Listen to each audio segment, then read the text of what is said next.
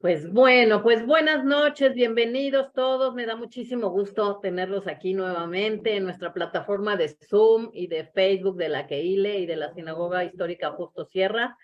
Es un gusto y como siempre, estas pláticas que son de verdad un testimonio invaluable para toda la gente que las vemos y para la comunidad en general, para tenerlo como un tesoro, como un acervo cultural maravilloso.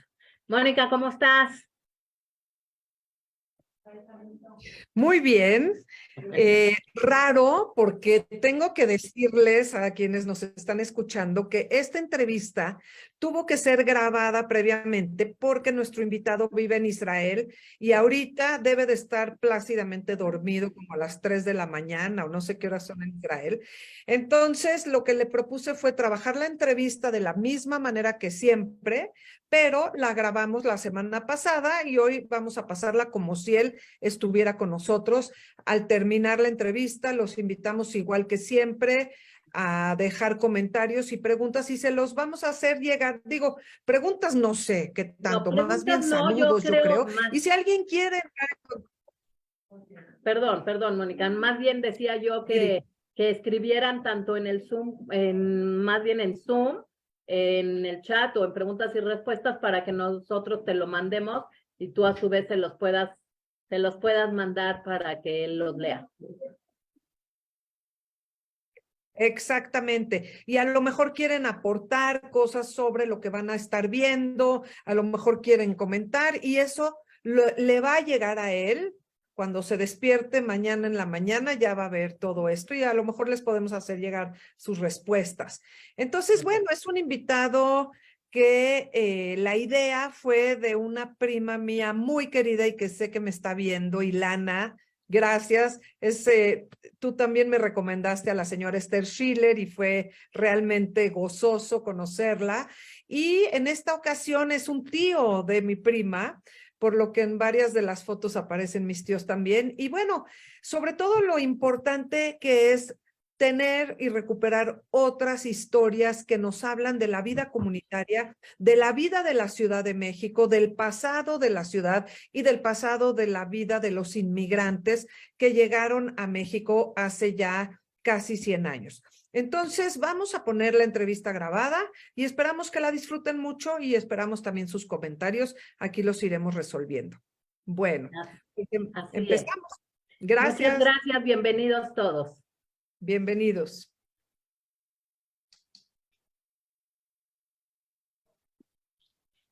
Listo. Pues les cedo el micrófono con muchísimo gusto. Mónica, un placer tenerte aquí y por supuesto, señor Isaac, es un placer que esté aquí. Igualmente. Hola, hola a todos, Hola. pues bienvenido, Isaac, finalmente llegó el día y voy a compartir mi pantalla porque como todos los que conocen estas entrevistas saben que son conversaciones visuales llenas de referencias visuales y hoy vamos a tener la oportunidad de ver muchas imágenes muy interesantes que complementan algo que no muchas personas que yo conozco, o casi ninguna, tienen en común con nuestro invitado de hoy, Isaac Lupa, y es que él escribió sus memorias, escribió acerca de sus raíces, y es muy interesante el texto que él dejó. Hoy obviamente no tenemos tiempo de verlo con tanta profundidad, pero yo me inspiré y me basé mucho en ese escrito para poder organizar la conversación que tenemos hoy, que empieza con un mapa. Esto de los mapas, y sobre todo en Europa Oriental, ¿estás de acuerdo, Isaac? Es muy variable porque las fronteras han sido muy movibles a lo largo de la historia y en el caso de tu historia también, porque, por ejemplo, el lugar donde nació tu mamá, pues a veces era Polonia, a veces era Rusia, me parece que hoy es Ucrania. Entonces yo quiero empezar esta conversación con la pregunta de ¿cuál es tu origen? ¿De dónde eran tus padres? ¿Y qué sabemos de ese o de esos lugares en Europa de donde ellos eran y de su familia? Adelante. Mis padres nacieron en Polonia Y para mí siempre Kovel fue Polonia. Ellos siempre decían que venían de Polonia, de la ciudad de Kovel. Y los familiares, inclusive los hermanos de mi papá, vivían en una ciudad pegada a Kovel. Ahí hicieron su vida antes de la Segunda Guerra Mundial, y también era Polonia. Ok.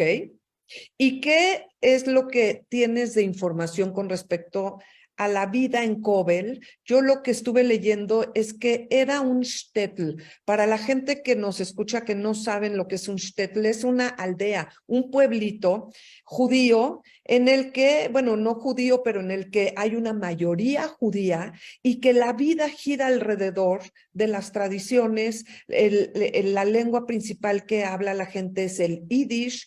La religión es un elemento muy importante y bueno, hay como una especie de burbuja en la que no hay mucha relación con la población no judía. Pero en el caso de tu familia personal, ¿qué nos puedes decir de ahí? Efectivamente, lo que tú dices, mi mamá, por ejemplo, no sabía otro idioma más que yiddish. Ella nunca supo ruso.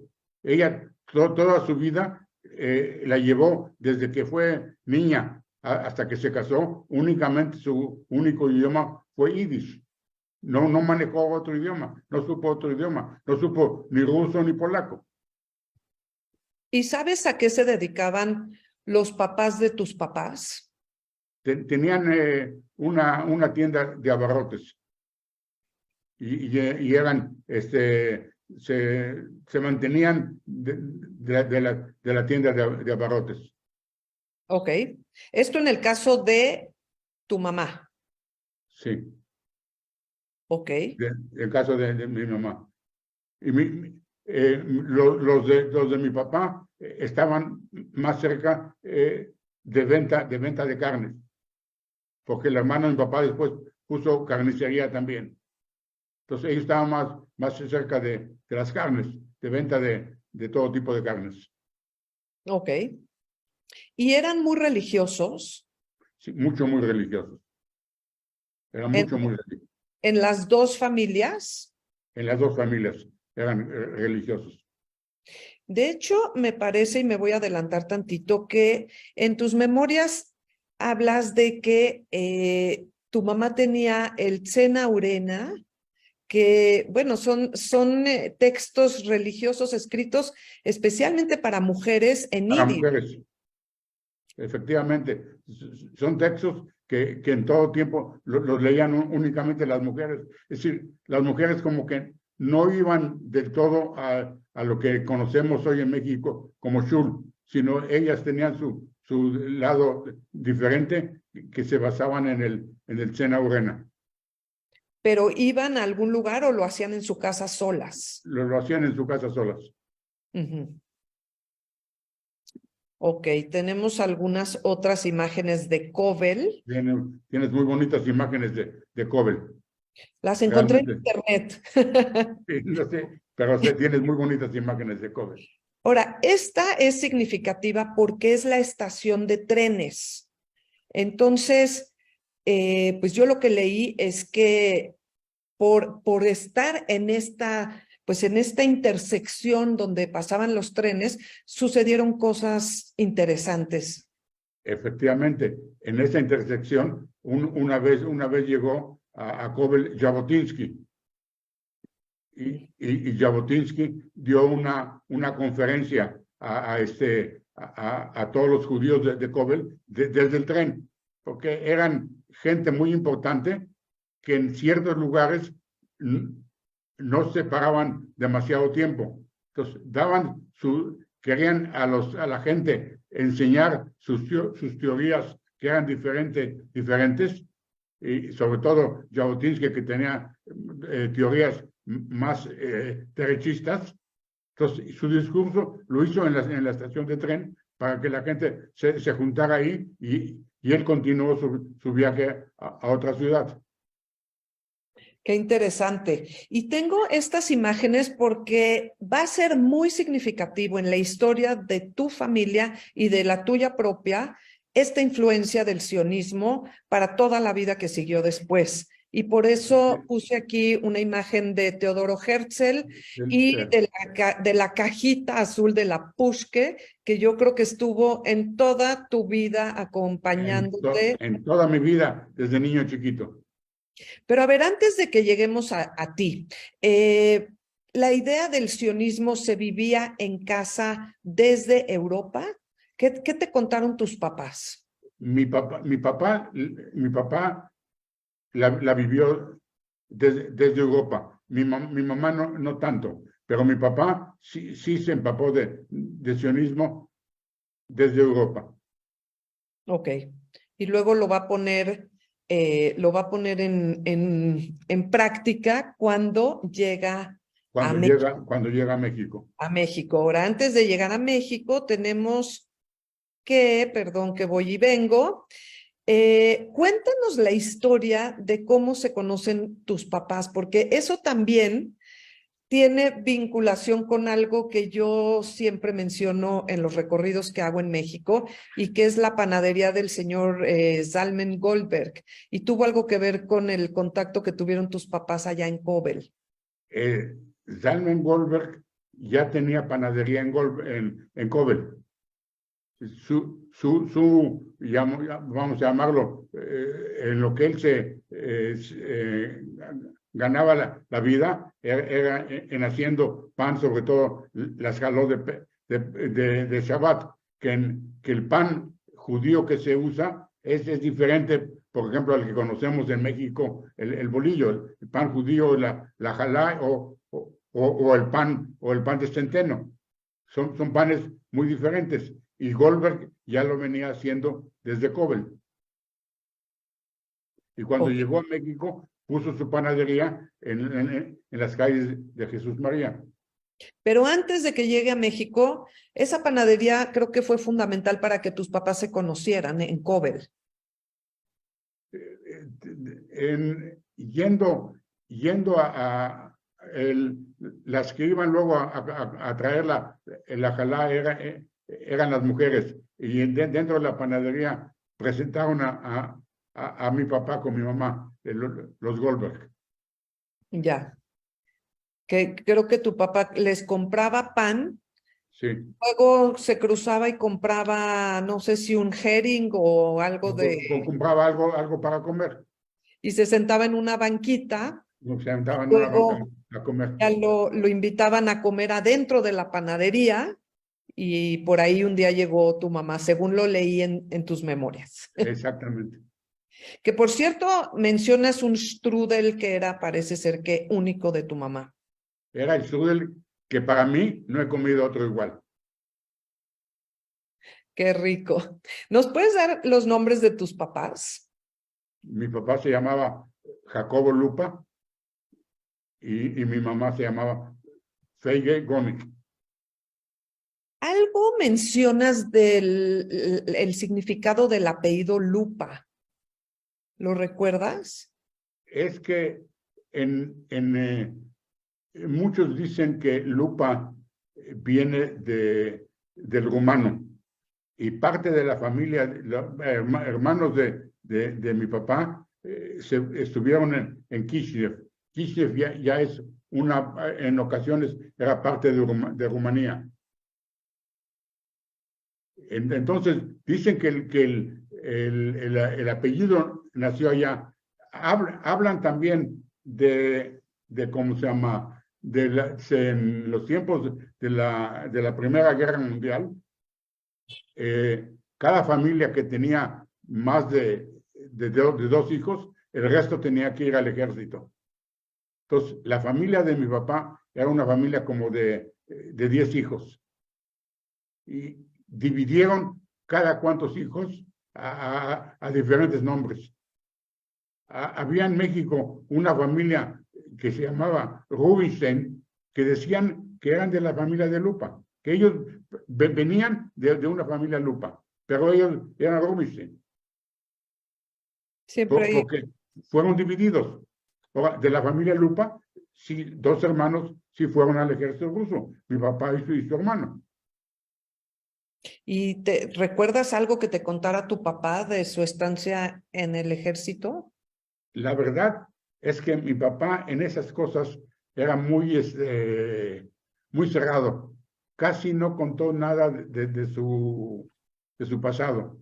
Lo único que pude yo averiguar es en la hoja que te mandé últimamente, en donde enseña todas sus actividades en el ejército. Te mandé la última hoja. No importa. Yo quería ver esa hoja, pero no la recibí, pero no importa. Vamos a seguir adelante porque hay mucho que contar. Y bueno, parte de las cosas importantes de tu lugar de origen de Kovel, por un lado, la actividad sionista que tenían este medio, el Kobler Stimme, un periódico en Yiddish, y por otro lado también había como dinastías de rabinos Sí, que no recuerdo ahorita, sí había una dinastía de un rabino muy grande, pero no recuerdo ahorita el nombre. hay uno que mencionas que era Menachem Nahum de Chernobyl, pero hay otros. Digo, no me quiero detener en ese tema, pero bueno, son cosas que van permeando la vida de las personas que viven en los lugares. Sí, perdón. Bueno,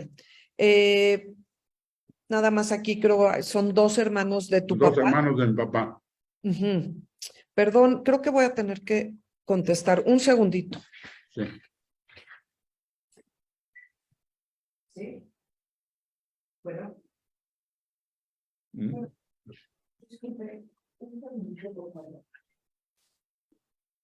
Muy interesante lo que llevamos de plática, de verdad. Muy, muy interesante. Qué bueno, qué bueno. Ahorita viene Moni y seguimos, ¿ok? Perdón. No hay problema. Tengo entendido que aquí son 2 hermanos de tu 2 papá. hermanos de mi papá. El que está en la parte de abajo, ese es el hermano que mi papá, después de la Segunda Guerra Mundial, todavía lo vio vivo. Que lo fue a buscar. Lo fue a buscar y lo encontró en Kishinev. Increíble. Kishinev es un nombre que simbra porque fue famoso por los terroríficos. El programa de Kishinev. En 1905. Bueno, sí. Esto lo puse porque nada más para volver a mencionar al señor Goldberg, que aquí, como bien dice, su ocupación era panadero, y él, polaco, fue la persona con la que viajó tu papá a México. Entonces, quisiera saber cuáles fueron las razones que los trajeron a México y cuándo vienen. Mira, los trajeron a México buscando una vida mejor. En Kovel, donde vivían, la vida era difícil y empezaban a tener problemas con los polacos. Los polacos empezaba a haber mucho antisemitismo y la vida se hacía pesada. Entonces buscaban un porvenir mejor. Y varias familias que eran más o menos amigos decidieron hacer el viaje. Y como en aquel entonces no tenían dinero, viajaban los hombres solos a los países que querían. En realidad, como todos los judíos de aquel entonces, querían llegar a Estados Unidos, pero eran tiempos que la cuota estaba cerrada. Entonces decidieron irse a México, con las miras de algún día ir a Estados Unidos. Así es. Así es. Y bueno, pero además tu papá ya estaba casado y ya tenía 2 hijos. Tus 2 hermanos mayores nacieron en Kovel. Nacieron en Kovel. Igual, el señor Goldberg ya tenía hijos que nacieron en Kovel también. Sí. Sí, no, esas despedidas han de haber sido tan difíciles tan desgarradoras de no saber cuándo se volverían a ver. No sabían, y si se volverían a ver. Y ellos encarnan el patrón que siguieron la mayoría de los inmigrantes de juntar con bastante dificultad el dinero para un pasaje. Un muchacho joven hace el trayecto con bastante dificultad, llegan a un país que no conocen, sin el idioma, sin dinero, sin la familia, a ver qué tal les va, se ponen a trabajar con mucha dificultad y después de, no sé, 1, 2, 3 años, mandan traer al resto de las familias. Y no fue la excepción. Entonces tomaron el barco y llegaron al puerto de Veracruz, que fue en 1927. 26. Sí, 26, 27. Ok. Lo único bueno es que, cuando menos en la Ciudad de México, había una comunidad que ayudaba a los que llegaban. Siempre llegabas a una comunidad porque a veces no tenías dinero. Es decir, llegaba mi papá, tampoco llegó con dinero, pero los de la comunidad, por un lado ayudaban y por otro lado se aprovechaban. Les fiaban ropa, les daban ropa para que salieran a venderla a las calles. Por otro lado les cobraban rédito, pero era su única forma de empezar a hacer algo en la vida. Sí. Y entonces, ¿qué fue eso primero que empezó a hacer tu papá cuando llegó a México? Mi papá decidió a vender ropa en abonos de casa en casa.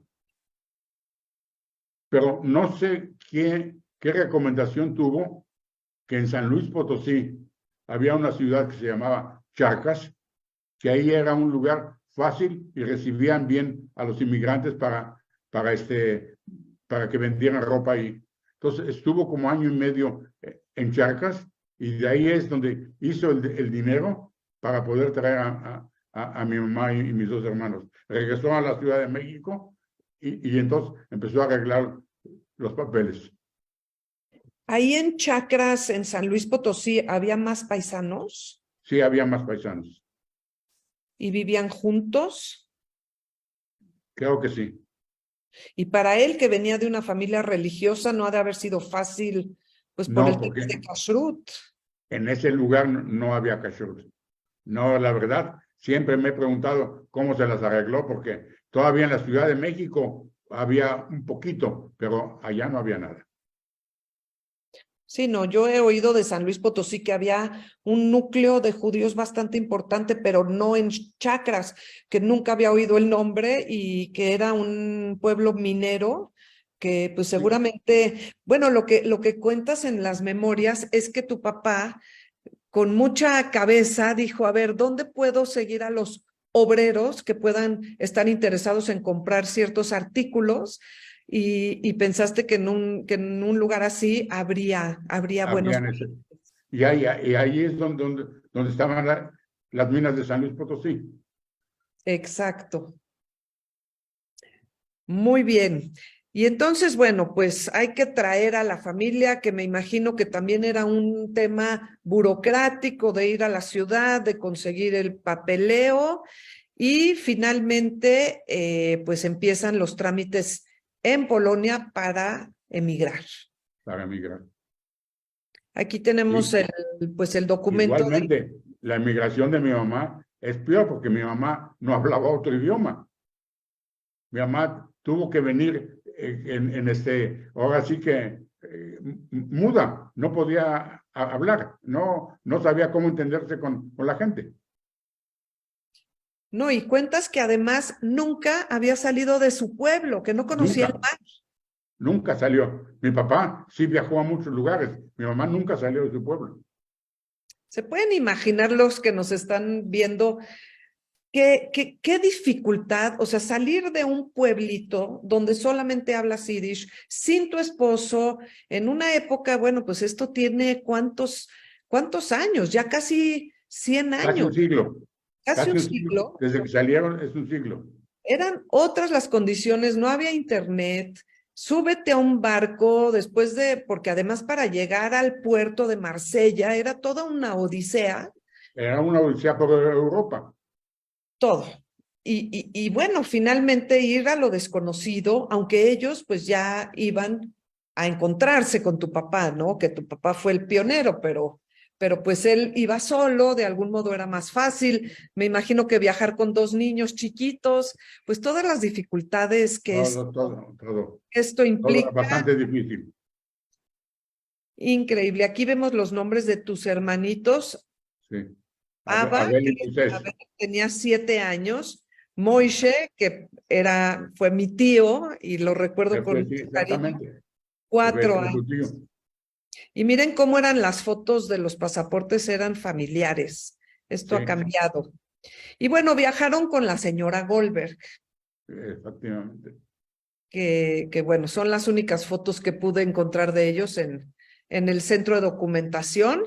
Y aquí tenemos el de tu mamá con tus hermanos, que esto no es un documento migratorio, esto es algo que estas cartas son las que de un registro que hizo el gobierno mexicano para saber qué pasaba con sus extranjeros en 1930. Pero son muy interesantes porque tienen mucha información. Nos ponen, además de la foto y la firma, de dónde eran y alguna dirección que dé información de ellos. Entonces, ya estaba aquí pues su esposo, que no alcanzó, no tiene la calle, en muchos viene la calle. Bueno, y llegan a una Ciudad de México cuyo zócalo se veía así, ha cambiado muchísimo. Estos Pegasos están ya en el Palacio de Bellas Artes, no en el Zócalo, pero me imagino que llegan a una ciudad gigantesca para ellos. Para ellos gigantesca, de una ciudad, un mundo diferente. ¿Y a dónde llegan? O sea, ¿cómo empieza la travesía mexicana de tu familia? Es lo que puse, que afortunadamente para mi mamá, dentro de lo que cabe, un poquito fácil le fue, porque ya cuando llegó, mi papá ya había alquilado un departamento en las calles de Guatemala. Entonces, mi mamá cuando menos llegó a una casa que tenía 2 o 3 cuartos que podían estar, ¿cómo se llama? Acomodada, tenía su cama, su mesa para comer y todo, y su cocina. Ya tenía, y algunos trastes de cocina que mi papá había comprado. Cuando menos mi mamá llegó un poco arreglado, pero tenía que empezar a conocer en México y dónde comprar algo y su problema de que ella es no 100% kasher, sino 1000% kasher. Entonces, sí, tenía que ver dónde se iba a mover. así es.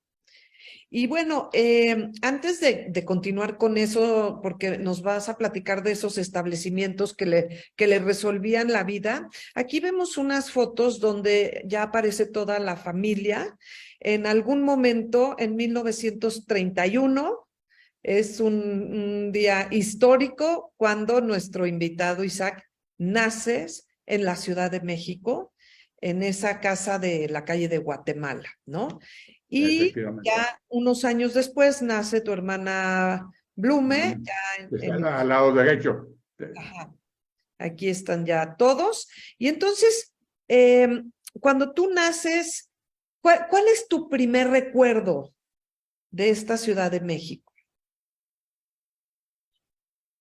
Realmente, mi primer recuerdo es cuando nos cambiamos de casa a Cordón Mayor 5. Ahí es donde empecé a vivir. Ya era un chamaco más o menos de 5 o 6 años, porque en aquel entonces no nos mandaban a un kinder, a un jardín de niños. Nos quedábamos en la casa hasta el primer año.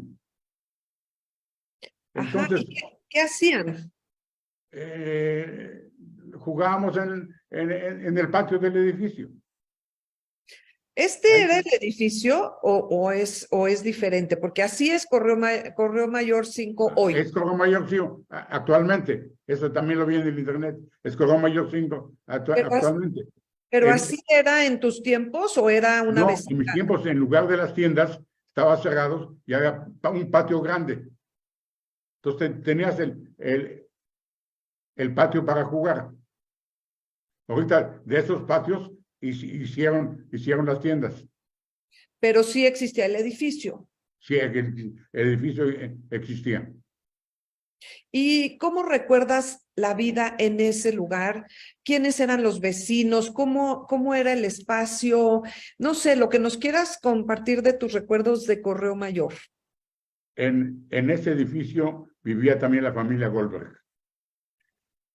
En ese edificio vivía la familia Kalik, que después la hija de Kalik, Jume, fue muy amiga mía y muy amiga de mi señora Lola.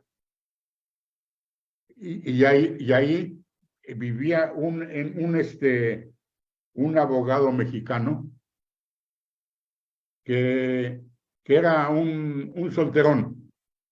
Era un solterón y como nosotros todos éramos niños, él cuando hacía un embargo y se traía mercancía, trataba de traer dulces y nos repartía a todos los niños dulces porque era solterón. Y ahí en Guatemala, ahí en Correo Mayor, a 1,5 cuadras, en las calles de Guatemala, teníamos un doctor que era naturalmente mexicano, que lo llamábamos el negro porque era muy moreno. Para nosotros era el negro. Pero era el doctor de familia que nos curó a todos, todo lo que necesitábamos. Era nuestro Dios. Y adentro del... Ajá. Y siempre íbamos para todo lo que se necesitara a ese doctor. Recuerdo que ese doctor era como a la medicina antigua, es decir, de hace casi 100 años.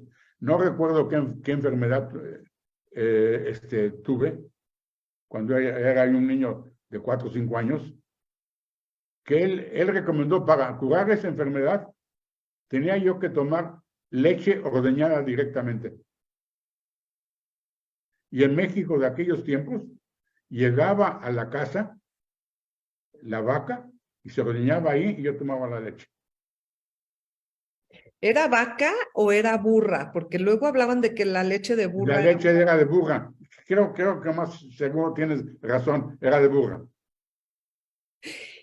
¿Y qué otras cosas llegaban a la casa? Porque pues no había supermercados. No había supermercado. Enfrente había una miscelánea. Y a la vuelta estaba la tienda de Goldberg. La tienda de Goldberg que tenía productos cacher. Hasta que mi mamá fue aprendiendo un poquito de español, que podía llegar a la Merced, que no estábamos lejos de la Merced. Aquí estamos en Moneda 40 o Emiliano Zapata 40, que es donde arriba vivía el rabino Goldberg y abajo tenía la tienda. La tienda. Y a un lado estaba el sur del rabino. Exacto. Es el rabino Goldberg, la foto que tienes ahorita. Exacto. Yo le quería preguntar si recuerda, pues a este rabino, ¿cómo lo recuerda? Este rabino fue el rabino que llegó a México en 1928 trayendo consigo un Sefer Torah y el barco zarpó de Europa en septiembre y en alta mar les tocó que fuera Rosh Hashanah y Yom Kippur. Entonces esto cuando nos paramos en el tour que hacemos afuera de Moneda 40 siempre lo contamos, que la gente que venía en ese barco tuvieron la bendición de que el barco se convirtiera en una sinagoga interoceánica, donde hubo rabino, donde hubo Torá, donde hubo sinagoga que se movía en el mar para llegar a estas tierras, y que también este rabino fue el primer dayán o juez comunitario que hubo en México. Ya tuvimos la fortuna de entrevistar a uno de sus hijos en una de estos lunes, a Loba Goldberg, pero Sí, Loba Goldberg, es su lo hijo que a mayor. mí, ajá, lo que a mí me contó es que pues de rabino no podía vivir y entonces pusieron la tienda en la parte de abajo, que su esposa es quien la atendía. Porque no podía vivir, porque no fue muy aceptado por toda la Keilah. Es decir, la Keilah Ashkenazí, aunque él era Ashkenazí también, pero la Keilah que estaba en el sur de Justo Sierra, nunca lo aceptó a él como rabino. Entonces, no tenía sueldo como rabino. Por eso tuvieron que poner la tienda. Y por eso es que tuvieron el shul a un lado, donde él era el rabino de ese shul. ¿Y sabes por qué no lo aceptó la comunidad? Dificultades entre gente. Porque yo lo que entiendo es que él era el rabino que había y ya cuando llega Rafalín, entonces ahí como que lo hicieron a un lado. Pero Rafalín llegó temprano. Y Rafalín lo trajo la Keilah Ashkenazí. Sí, sí, Y sí, sí. entonces ya lo hicieron más a un lado. Sí. El shul donde él trabajaba, estaba en este edificio, al lado, en el número Al lado, 36. al lado de su casa y al lado de la tienda de abarrotes que ellos tenían. Y se llamaba Agudat Ahim o Agudasahim, que era de los judíos que llegaron de Galicia. Exactamente. Que pues tenían Por eso lo llamaban en Yiddish Galicianer, lo que eran Exacto, de Galicia. exacto. Que bueno, todos eran Ashkenazim, todos hablaban Todos eran yiddish, Ashkenazim. pero tenían otra pronunciación, tenían otras costumbres. El cholent que servían tenía otro sabor y decidieron separarse. Inclusive el Sidur era un poquito diferente. Mm. Y yo te conté que hubo 2 o 3 años que en las fiestas judías mi mamá iba a rezar ahí y mi papá iba a rezar a Justo Sierra 71. No, Sí, no claro, rezaban en el mismo sur al principio. Después ajá, mi mamá se fue a Justo Sierra.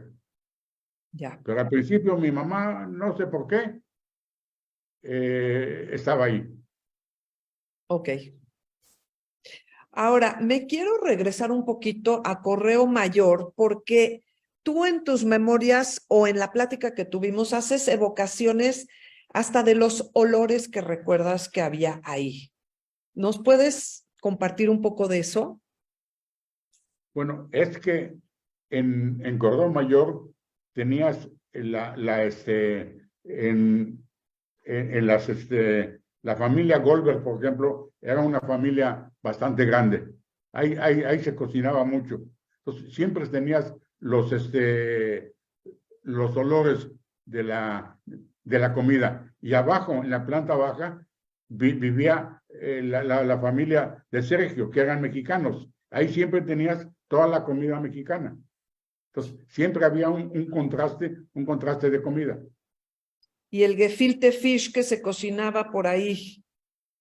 En toda la vida, mi mamá cocinó gefilte fish y para mí era ¿cómo se llama? Una forma de ver cómo mi papá se comía la cabeza. Era su manjar de la vida. Cada viernes, él comer la cabeza cocinada, no en gefilte fish. Mi papá la seguía comiendo. Yo ya me había casado y los viernes seguía mi papá comiendo la cabeza del pescado. Ahora, cuentas que los jueves era el día de ir a la Merced. ¿Qué recuerdas de eso?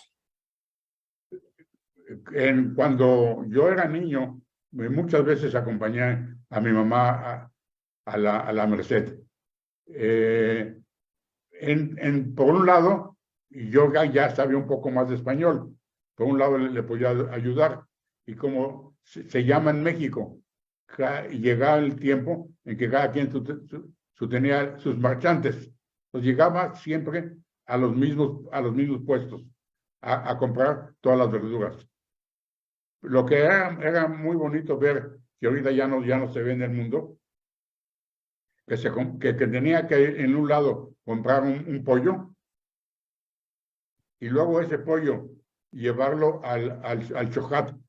El Shohat estaba Hitler, que él primero revisaba el pollo si el pollo estaba kasher, porque el pollo vivo podía no aceptarlo. Si tenía un problemita, lo regresaba. Si estaba kasher, hacía la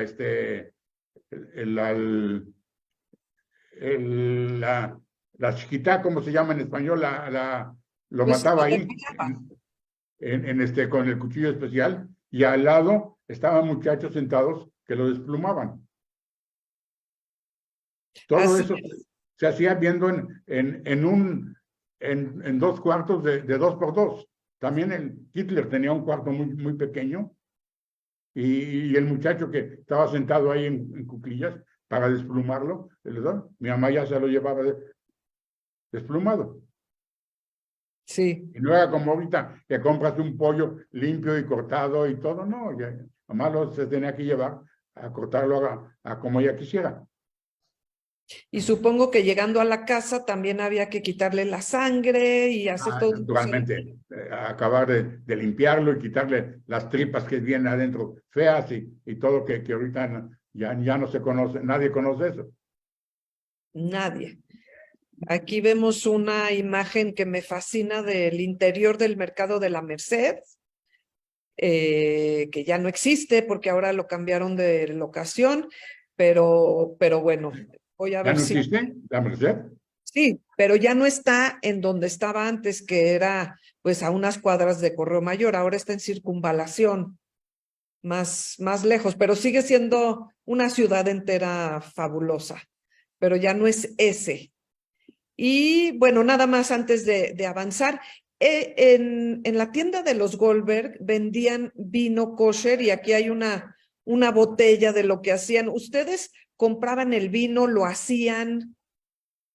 Si hablas de vino kasher, mi mamá toda la vida compraba 50 kilos de uva y ella hacía su vino kasher.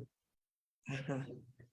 Ella hacía su vino, aplastaba las uvas, las dejaba reposar 6 meses y luego colaba el vino para hacer su vino. Mi mamá lo que fue en todas las fiestas, nunca tomó un vino comprado, siempre el vino hecho por ella. Increíble. Bueno, este es un anuncio del periódico Der Weg, donde anuncian las Heimische Matzot, que por fin en México ya se pueden comprar matzot hechas como en casa, porque antes había que importar las Manischewitz. De Manischewitz, sí. De que Filler era el que hacía las matzes y Goldberg era el supervisor, digamos. Pero bueno, esto es nada más un dato curioso que seguramente les tocó a ustedes también. Sí, cómo no.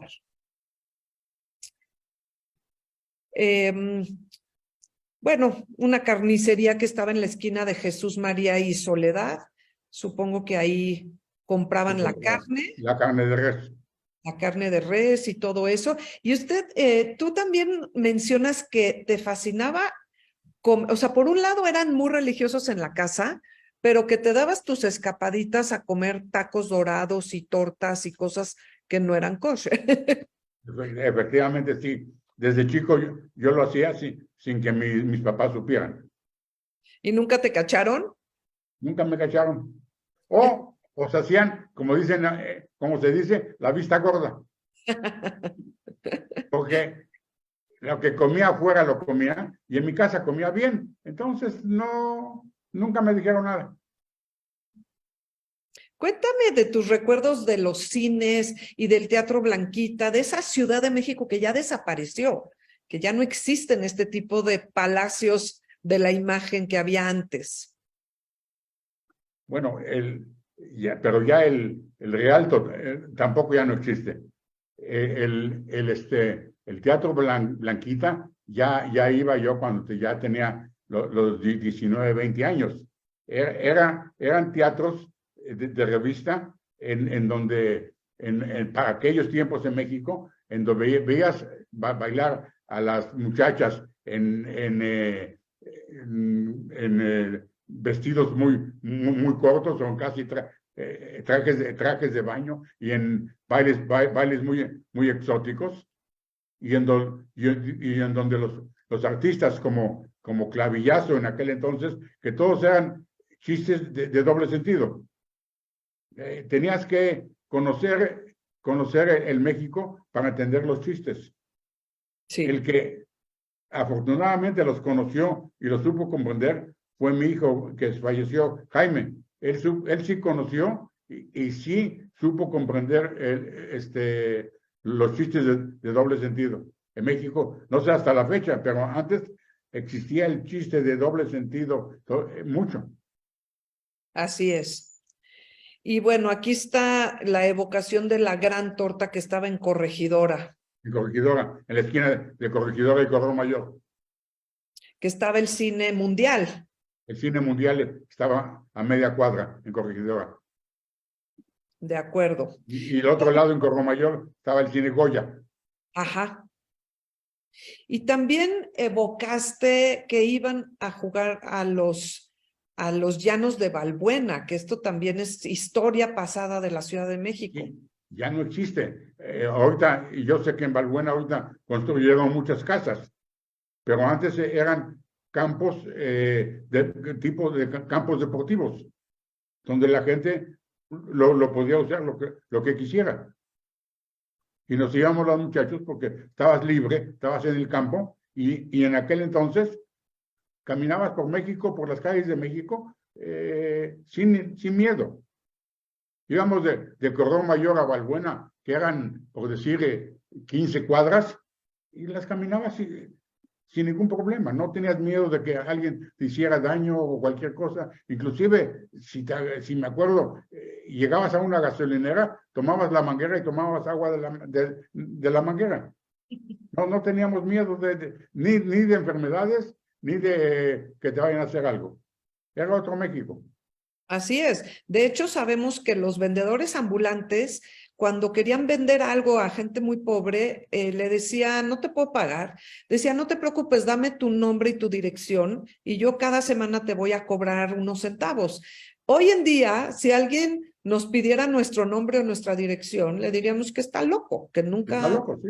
Está loco, ni en nuestros peores sueños haríamos algo así, pero en ese entonces todos lo hacían. Sí, mi papá, cuando cuando trabajaba en abonos, iba en bicicleta a las colonias de doctores. Eran dos colonias, doctores y... Obrera y doctores, exactamente. Obrera y doctores. Andaba por todas esas colonias vendiendo en abonos, y los domingos era cuando iba a cobrar, porque el obrero recibía su sueldo el sábado, el domingo tenía dinero, entonces mi papá tenía que ir el domingo a cobrar sus abonos. Así es. Y bueno, para continuar, Balbuena, aquí se hicieron los primeros experimentos de aviación en la Ciudad de México. Ahí, bueno, aquí a lo lejos vemos un pequeño avión. Sí, a lo lejos. Sí. Cuéntanos de tu educación. Primero, empezaste en el colegio israelita, ¿correcto?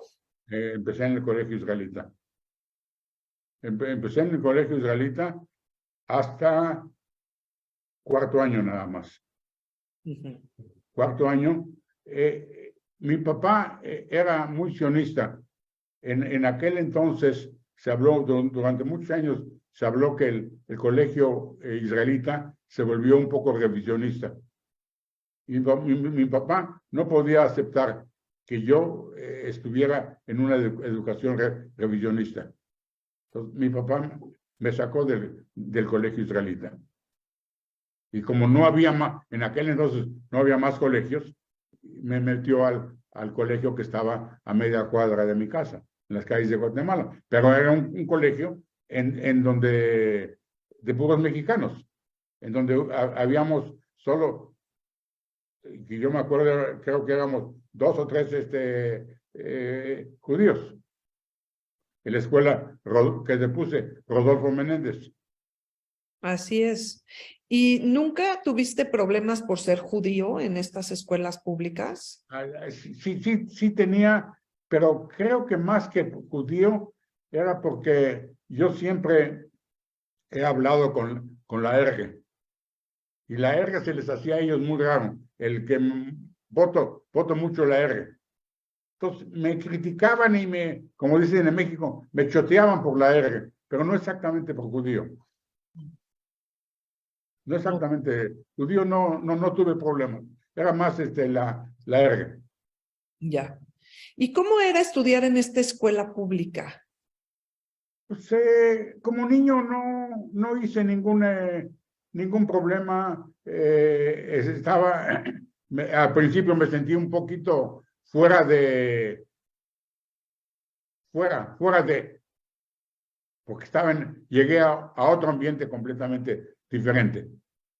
Pero poco a poco me fui acostumbrando. O sea, salía a los recreos, jugaba con los niños que estaban. No hice muchas amistades ahí, porque realmente nada más lo único que me acuerdo es que tuvimos un maestro de los que existían en México en aquel entonces, que era capaz de que si un alumno no era lo que él quería, podía sacar una regla grande y darle un reglazo. Sí. Y lo hacían. Y lo hacían. En México, los profesores en aquel entonces lo hacían. Lo pagaban en la pared y le daban una regla de 1 metro, le daban un trancazo. Y creo que eso también sucedía en la educación judía del Talmud Torá. También, bueno, a mí me han platicado que tenían que poner la mano y les daba de reglazos. Ahí no tanto. A veces, pero ahí no lo sentí tanto. Ahí no lo sentí tanto porque yo siempre consideré a Rapoport, que era uno de los maestros de ahí, que era una buena persona. Inclusive, él fue el que más adelante me enseñó para mi bar mitzvah. Es este personaje de la barba, ¿correcto? Es el personaje de la barba, exactamente, sí, de la barba blanca. Sí. Rapoport. El que está a un lado es Ifker, el que tocaba el piano. El gordo. El gordo en medio es Ifker. Y el otro de la derecha es, creo que Shishmanovich, el profesor de la Yavne. Porque yo aquí reconozco al rabino Rafalín, que era como el papá de la Yavne. Sí. Luego aquí está el señor Krachmalnik. Krachmalnik, el segundo. ¿Y cuál es el que dice que era Ifker? El que sigue al lado de Krachmalnik. Era el que tocaba el piano. Ajá. Y enseñaba todo lo que era música allí. Él era el que dirigía la orquesta de las bodas. También de las bodas. Él era el músico de las bodas, de los colegios, de todo.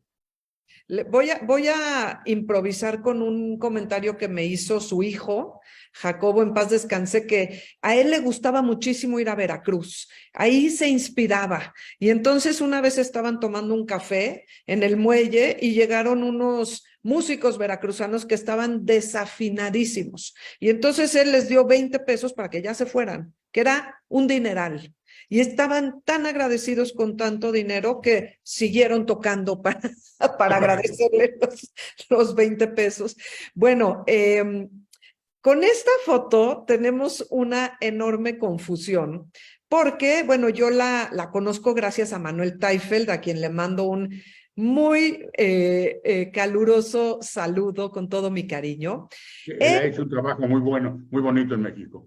Maravilloso. Y él asegura que esta foto es de la primera sede que tuvo el Colegio Yavne, que fue un Talmud Torá y luego ya se incorporó a la Secretaría de Educación Pública en la calle de Jesús María número 3, donde también estaban las oficinas de Nitge Israel y donde también estaba el Shul. Y tú aseguras que esta foto fue tomada en Yucatán 15. Entonces, pues yo ya no sé qué pensar porque, bueno, la Yavne estuvo solamente un año en Jesús María número 3, en 1942, que es el año de la foto. Entonces, no existe una posibilidad de que haya sido a Jesús María 3 a estudiar al Talmud Torah. Mira, puede ser que la foto fue tomada en Jesús María 3, pero yo nunca estudié en Jesús María 3, yo estudié en Yucatán 15. Lo que pasa es que aquí estás. Este niño, el tercero, aquí, este es nuestro invitado. Miren, bueno, aquí separé la foto para que lo veamos más de cerca, para Sí. que comparen a quien nos está hablando ahorita. Se le han hecho más blancas las cejas. Por lo demás está igualito. Un poquito más grande.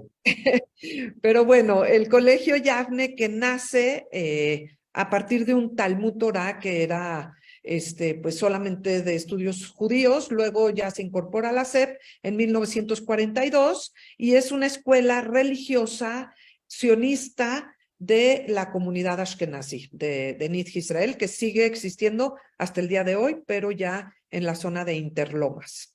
Bueno, ¿cómo recuerdas? Me acuerdo que me contaste que tomaban un camión varios amigos para irse a estudiar a Yucatán 15, que fue una sede ya en Condesa de los judíos que se estaban empezando a mudar del centro a Condesa. ¿Cómo recuerdas esas tardes de estudio con el rabino o con el profesor Rapoport? Del centro tomábamos un camión a las calles de Álvaro Obregón. En aquel entonces en Álvaro Obregón había un tren eléctrico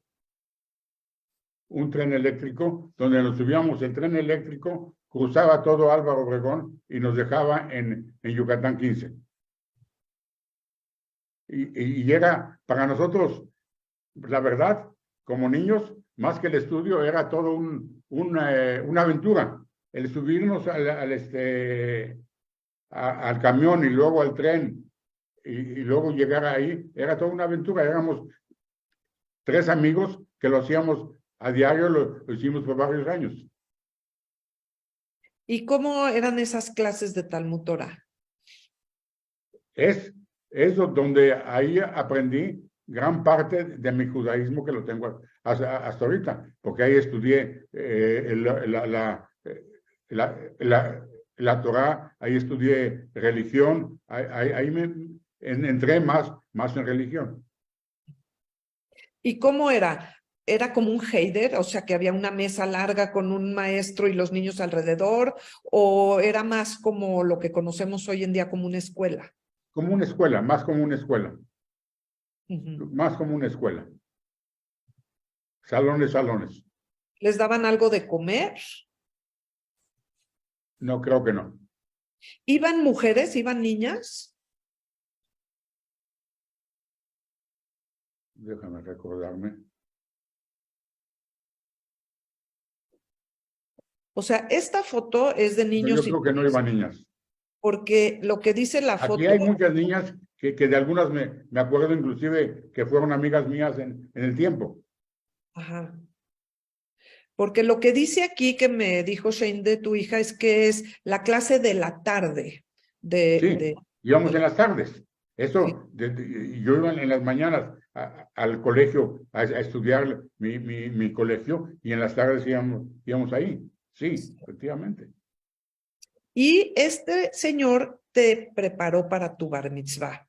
Sí, el señor Rapoport. ¿Nos puedes platicar cómo recuerdas tu bar mitzvah? Que, bueno, para todos es importante mencionar que si el señor Isaac nació en 1931, su bar mitzvah fue en el año 44, en plena Segunda Guerra Mundial. Y esto tuvo un efecto importante en lo que fue tu bar mitzvah. ¿Nos puedes platicar? Esto hasta después de años más tarde, yo siempre me pregunté, aunque no me molestó, ¿por qué no hubo en mi bar mitzvah, por qué no hubo fiesta? Y exactamente ese es el motivo que luego supe, que era en plena Segunda Guerra Mundial. No sabían qué había pasado con los familiares, tanto de mi mamá como de mi papá. Entonces, sentían que el Bar Mitzvah es una fiesta religiosa, se tiene que realizar. Una fotografía es una fotografía que queda para el futuro, y lo estamos viendo ahorita, que lo estoy viendo casi 80 años después. Pero fiesta, que hicieran un banquete, no lo quisieron hacer. Entonces, pusieron lo que se llaman en el sur un lekaj y una copa de vino, y eso es todo lo que se hizo. Porque tenían en la duda qué había pasado con toda la familia.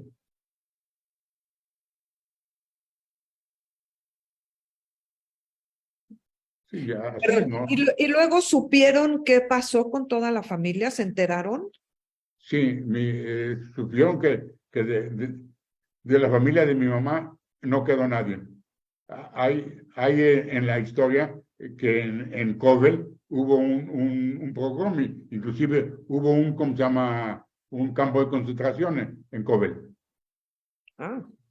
En Kovel hubo un campo de concentración, y juntaron a todos los judíos de Kovel. El único que se salvó fue el hermano de mi mamá, que se llamaba Berel, que salió un poquito antes de la guerra y se fue hasta Rusia, hasta los Urales, hasta lo más norte de Rusia, y él se salvó de la guerra. Pero más familia de mi mamá, nadie se salvó. Y Berel es el que mi mamá vio después de la guerra. ¿Dónde lo vio? ¿Se fue a Rusia? A ver. Se fueron a Rusia. Si quieres saber, hay un detalle muy bonito que le pasó a mi mamá y a mi papá en Rusia. Fueron a Rusia y mientras llegaban al lugar, en este tiempo era Rusia comunista. Entonces, ¿cómo se llama? Tenían que esperar el tiempo hasta que permitieran a él llegarlo a cierto lugar, y mis papás se pudieran llegar a cierto lugar para que se vieran. No era fácil viajar. Entonces, mi papá y mi mamá, entre ellos, siempre hablaron únicamente en yiddish. Entonces estaban en el cuarto y no tenían mucho dónde salir. Estaban en el cuarto hablando en yiddish. Y de repente suena el teléfono. Y alguien de la recepción le dice: hablen en otro idioma porque no entendemos ese idioma. No sabemos qué están hablando. Quiere decir que lo estaban escuchando. Todo lo que ellos hablaban en su cuarto, lo estaban escuchando. Y así con todas las palabras. Hablen en otro idioma. No entendemos. ¡Qué horror! ¡Wow!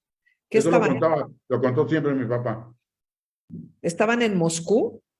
Estaban en Moscú. Ajá. ¿Qué historia? El hermano de mi mamá llegó a Moscú. Mis papás no los permitieron viajar donde él estaba. ¡Wow! ¡Qué barbaridad! Bueno, y nada más para terminar con el tema de los estudios, después la prepa, ¿dónde la hiciste? ¿La universidad? No, yo dejé hasta prepa. Te puse ahí donde estudié la secundaria y prepa. La estudié cerca de la casa, en las calles de Mesones, Regina. En esas calles había prepas y secundarias. Y después, por ahí mismo en la calle de Uruguay, cursé 3 años de una escuela de comercio para contador privado. De acuerdo. Me contabas tú que... Esa foto que tienes tú ahorita puesta. Ajá. ¿Esta? No, la que tenías antes. Ah, perdón. A ver, esta. Cuando mi papá tenía su despacho ya en el pasaje Slim, tenía un apartado postal en el correo mayor, el correo grande que está en San Juan de Letrán. Entonces, ahí iba yo a pie casi cada día o 3, 4 veces por semana a recogerle su correspondencia que recibía, y ahí andaba yo en la calle. Un día me retrataron, si te acuerdas, en esos tiempos había fotógrafos que retrataban en la calle. Sí. En México había fotógrafos que te retrataban en la calle y te vendían la fotografía. Sí. En aquellos tiempos, era su negocio del fotógrafo. O sea, así me retrataron a mí de un chamaco de 13 años, de una cosa, que andaba caminando de un lado para el otro.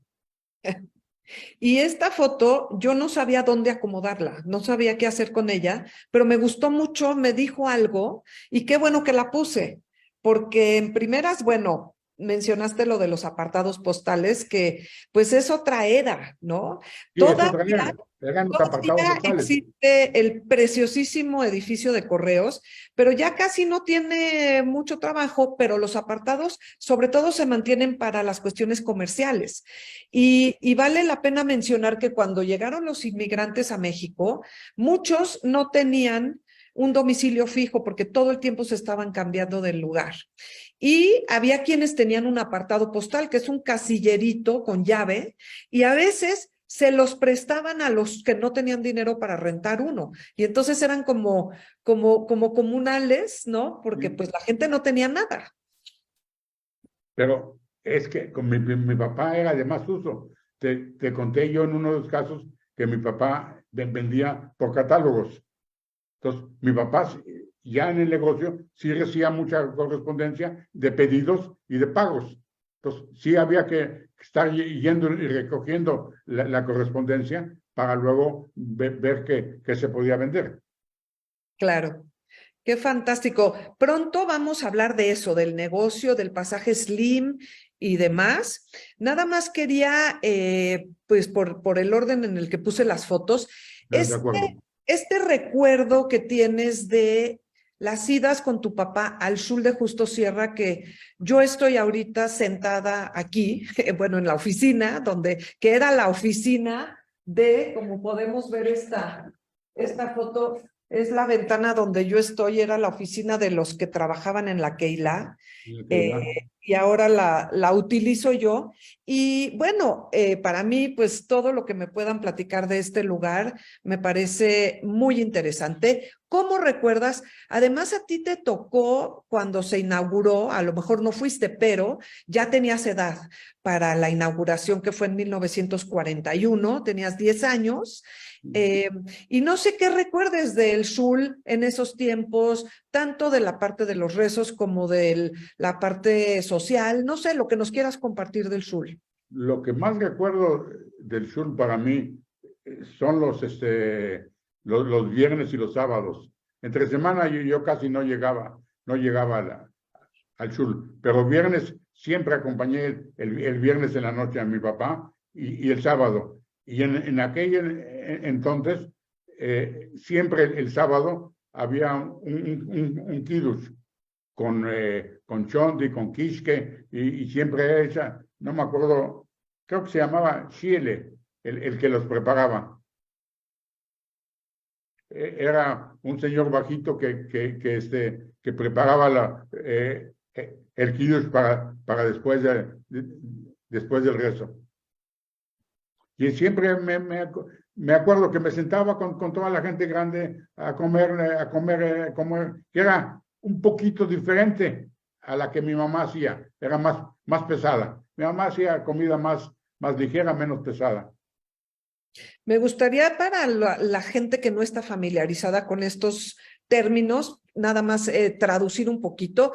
O sea, Isaac recuerda que venía al Shul, o sea, a la sinagoga, en Shabbat, los viernes en la noche, los sábados a mediodía, que terminando el rezo se servía un guisado tradicional que se llama chont, que por lo que entiendo viene de una palabra francesa, chaud, que quiere decir caliente, y tiene que ver con esto que en Shabbat está prohibido prender fuego. Entonces, el chont se prepara desde el viernes antes de que empiece Shabbat, se deja en una olla, en una hornilla que se queda prendida todo el tiempo del Shabbat, se sirve caliente y cuando termina Shabbat se apaga el fuego. Entonces, es un guisado que se va calentando poco a poco, que es muy pesado, tiene grasa de pollo que se llama schmaltz, ¿no? Y tiene frijoles blancos y papa y huevo y carne, y es una cosa pesadísima, exquisita, a mí me encanta. Y sí, dicen que el Agudat Ahim era más rico que el de Nit Israel y el de Álamos que todavía lo preparan y hay una competencia. Yo digo que deberíamos nosotros de ser los jueces y probar de todos, pero es una cosa muy deliciosa. Y el Kiddush es la bendición que se hace del vino y del pan y es algo pues muy tradicional. Porque además, en teoría, la gente religiosa no desayuna los sábados en la mañana, sino hasta después del rezo. Pues viene siendo la comida principal del día. Y sí que te llena bastante. Sí que se llena. Lo sigo comiendo hasta ahorita. Un buen chunt lo acepto siempre. Qué rico. Ahora, quiero que nos platiques el recuerdo que mencionas de unos invitados que tenían el viernes a mediodía. Mi mamá tenía como se llama costumbre de los viernes siempre invitar a alguien a la casa.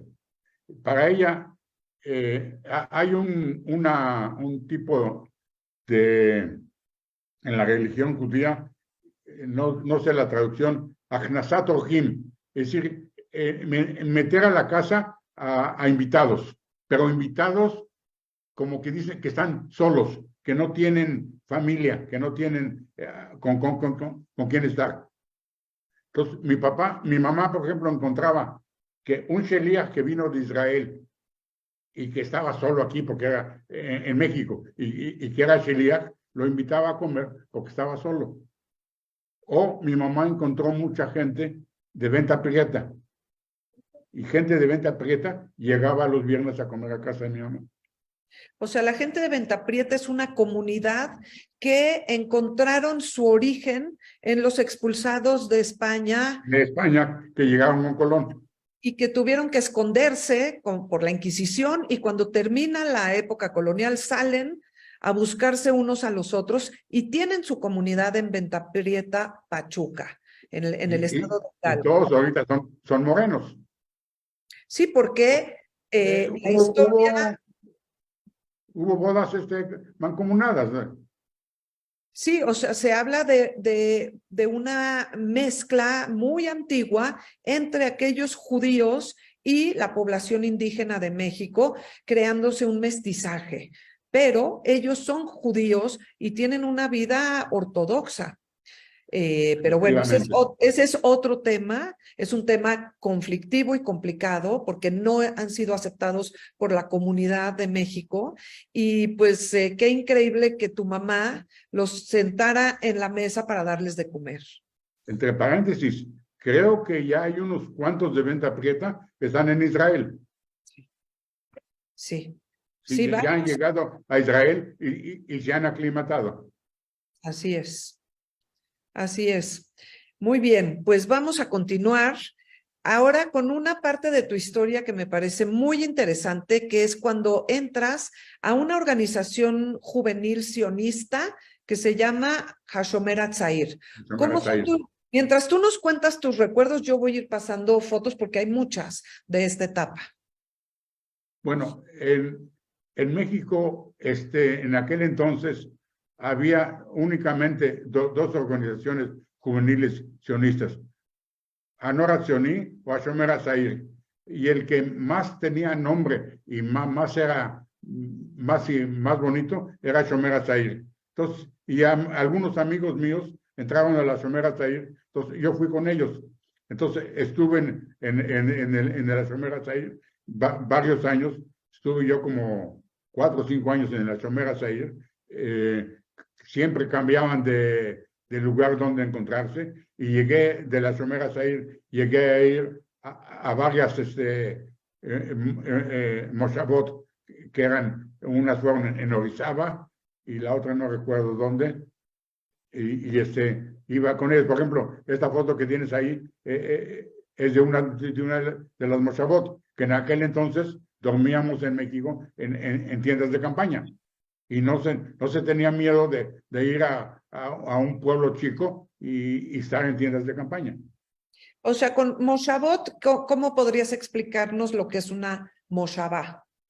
Era decir que va un grupo de 50 jóvenes a un lugar que lo pide de antemano, a un terreno vacío, a 50, 100 kilómetros de la Ciudad de México, pide que le presten ese lugar por un mes.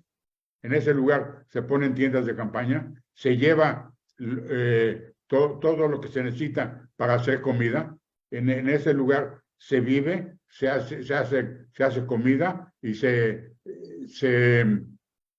lleva un tipo de vida, pues no se puede llamar militar, pero sí de comunidad, porque todos en las mañanas tienes que formarte y hacer un tipo de dirección y ser formado y contarte y cómo se llama y la gente en aquel entonces iba muy contento a la Shomer HaTzair. Yo tengo un episodio bonito de la Shomer HaTzair. A mí me aceptaron en la Shomer HaTzair como llamarlo como bicho raro, porque yo entré en la Shomer HaTzair siendo todavía un muchacho religioso. Y yo a la primera Moshavá que fui, el único en toda la vida de la Shomer HaTzair, llevé mis tefilín. Y durante el mes yo puse mis tefilín todos los días. Quiero hacer un paréntesis nada más. Los tefilín son las filacterias, son los objetos que se usan para rezar todos los días. ¿Y por qué lo veían como un bicho raro en la Shomer HaTzair siendo religioso? Porque era una organización socialista, de izquierda, donde la religión no era parte del programa para nada, y me imagino que para tus papás tampoco fue una buena noticia que tú te inscribieras a la Shomer. La Shomer HaTzair, ¿no? Y muy bien explicado de tu parte. Efectivamente, es la explicación. Muy bien explicado. Sí, no, era pues tenían una ideología bastante fuerte. Bastante fuerte. Y mucho también el objetivo era el apoyo a la creación del Estado de Israel, que todavía no se creaba, porque es de 1948. Entonces, muchas de sus actividades eran en apoyo a un Estado que no existía todavía. Y de ahora, hecho, más adelante, se empezaron a formar en el Shomer HaTzair grupos que iban a viajar a Israel. Y en ese tiempo fue cuando se formó lo que se llamaba la Akshara, el núcleo que iba a ir a Israel. Fue cuando la familia Gitlin prestó su rancho que tenían. Ellos tenían un rancho. Prestó para que ciertos grupos empezaran a conocer qué son trabajos de la tierra. Y hubo grupos que estuvieron yendo al rancho de Gitlin para ¿cómo se llama? Empezar a saber lo que es trabajo de tierra o lo que es trabajo de ordeñar una vaca o conocer todos esos trabajos.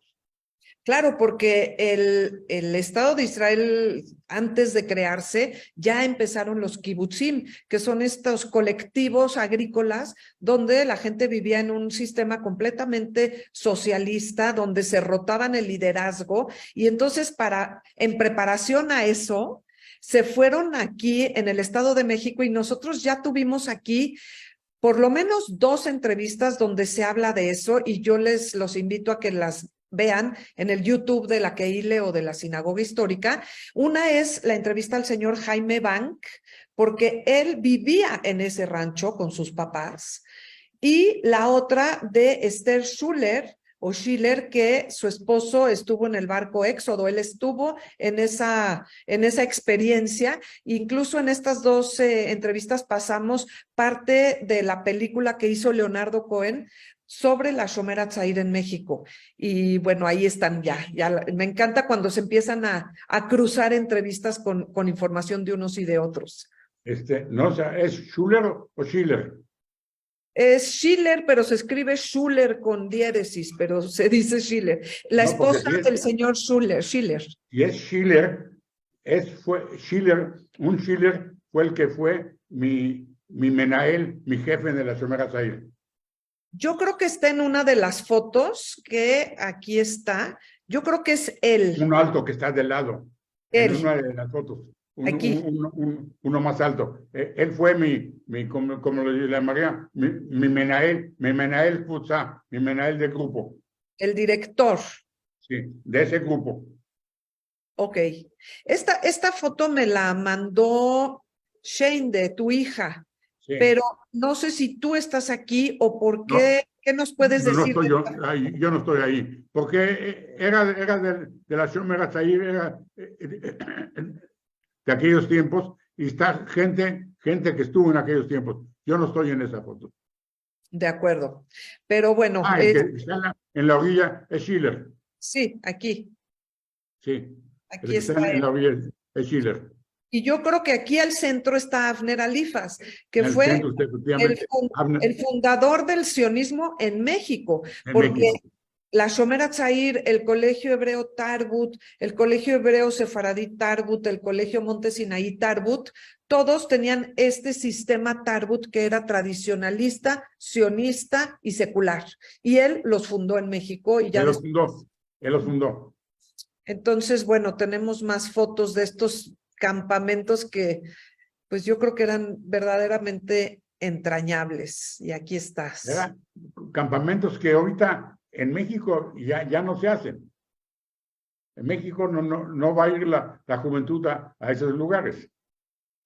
O sí los hacen, pero más protegidos, porque no hay más protegidos, porque ya es una aventura. Para México de hoy es una aventura.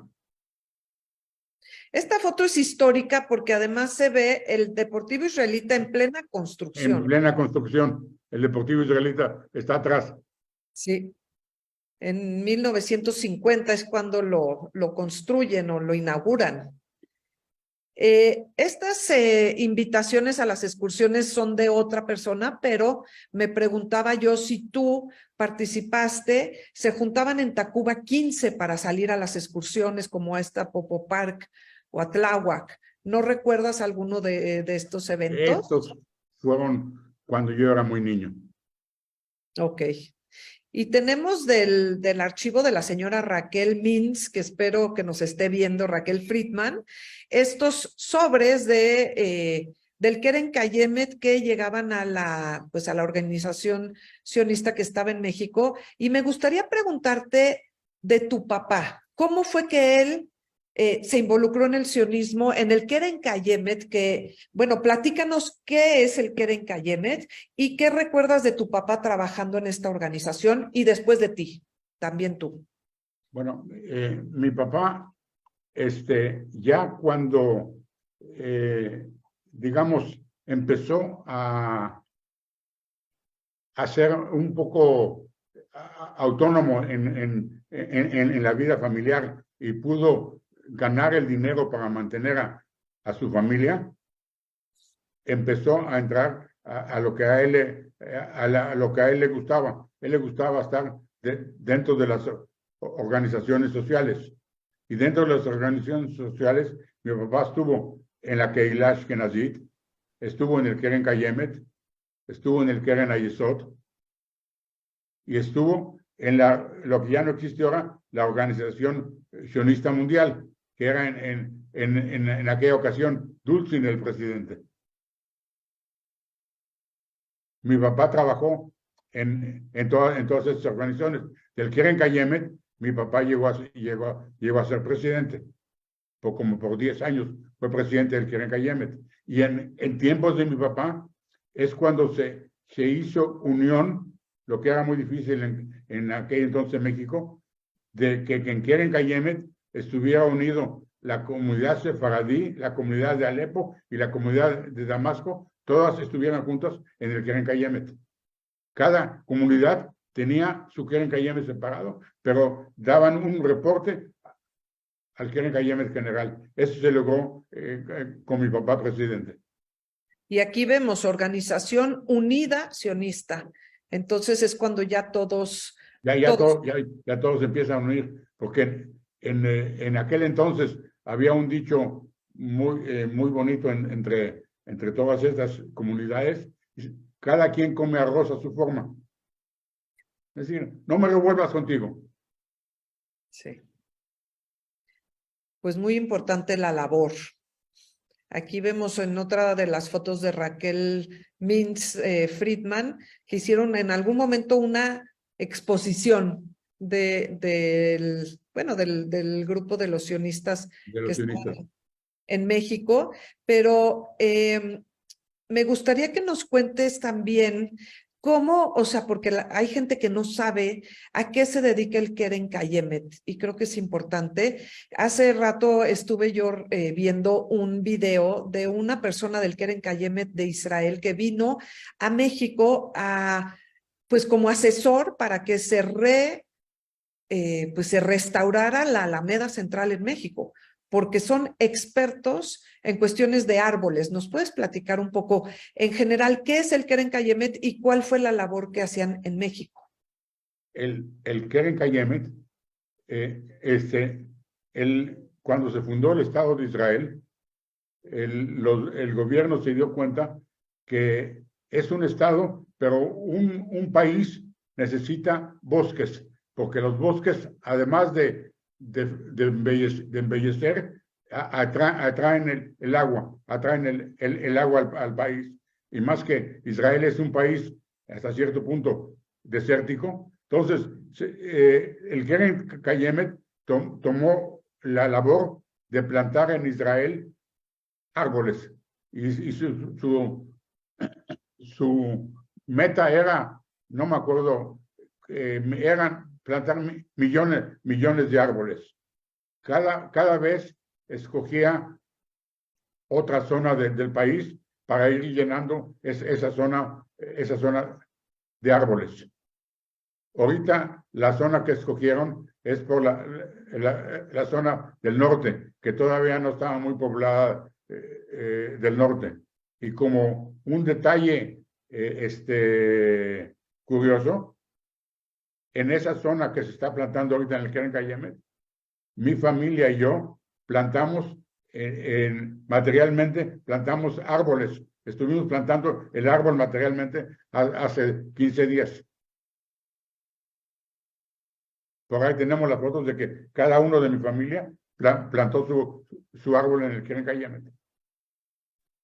Y tengo entendido que la labor en la diáspora es básicamente concientizar y juntar fondos para que se puedan plantar árboles, y se hace a nombre de los donantes, ¿no? Yo me acuerdo que cuando mi papá cumplió 70 años, yo le regalé un certificado de 70 árboles que se iban a plantar a su nombre en Israel.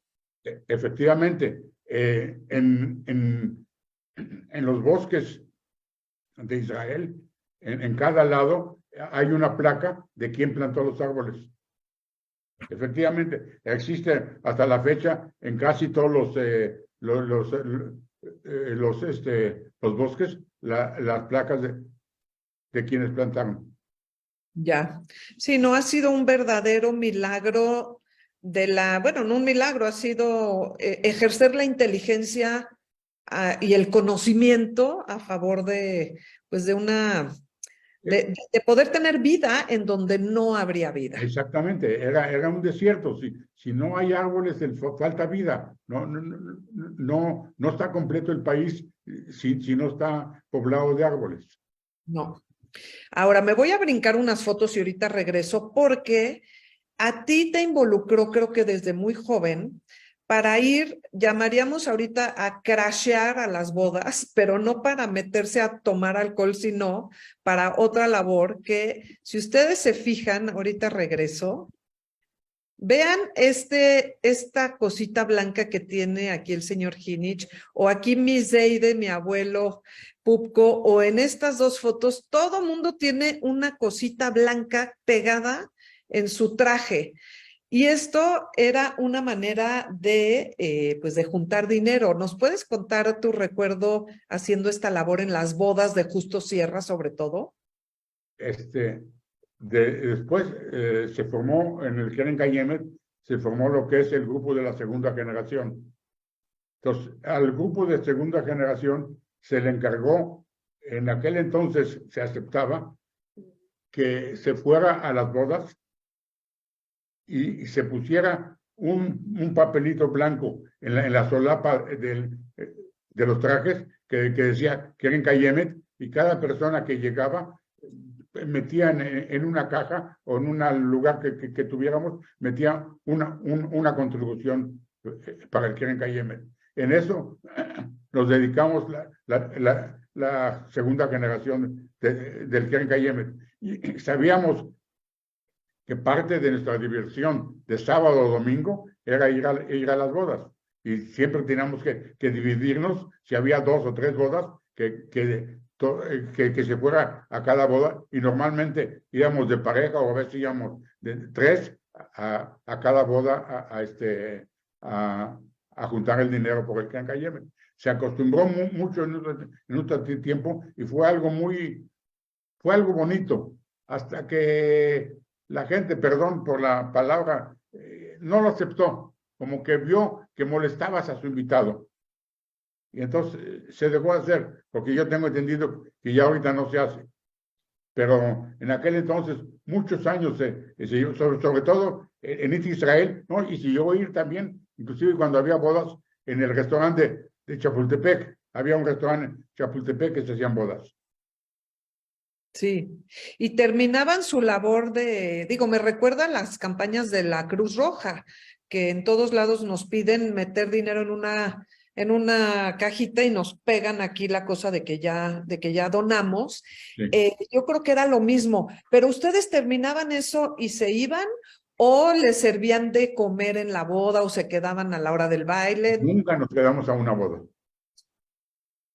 Nosotros terminamos, llegaba toda la gente y nosotros nos íbamos a pasear donde nosotros quisiéramos. Nunca nos quedamos a ninguna boda. Nunca nos quedamos a ninguna boda. Nadie de nosotros, porque inclusive no íbamos vestidos como para entrar a la boda.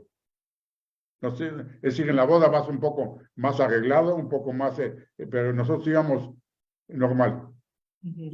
Ok. Como vestidos de diario ya, y llamándole. Y luego, bueno, creciste y seguiste en la organización. Después de haber estado en lo de las cajitas y los donativos en las bodas, ¿cuál fue tu labor en el Keren Kayemet? Luego, en la segunda generación del Keren Kayemet, por un tiempo fui presidente de esa organización. Es decir, organizar, porque tratábamos de tener una reunión una vez por semana con algún acto cultural que tuviéramos. Dentro de esto, invitábamos a una persona que nos diera alguna plática sobre sionismo, sobre algún otro tema. Y tuvimos mucho tiempo. Nos reuníamos había un lugar en hipódromo, En Hamburgo estaba el Keren Kayemet, ¿no? Estaba en Hamburgo, pero nosotros nos reuníamos a veces donde está el Parque México, no, el parque, uno de los parques de hipódromo. Había también un local ahí. Ok. ¿Estas fotos te dicen en algo? Hamburgo, ahorita que me acuerdo de Hamburgo, en Hamburgo estuvo en un tiempo en la Shomera Zaire. ¿Y estas fotos te recuerdan algo?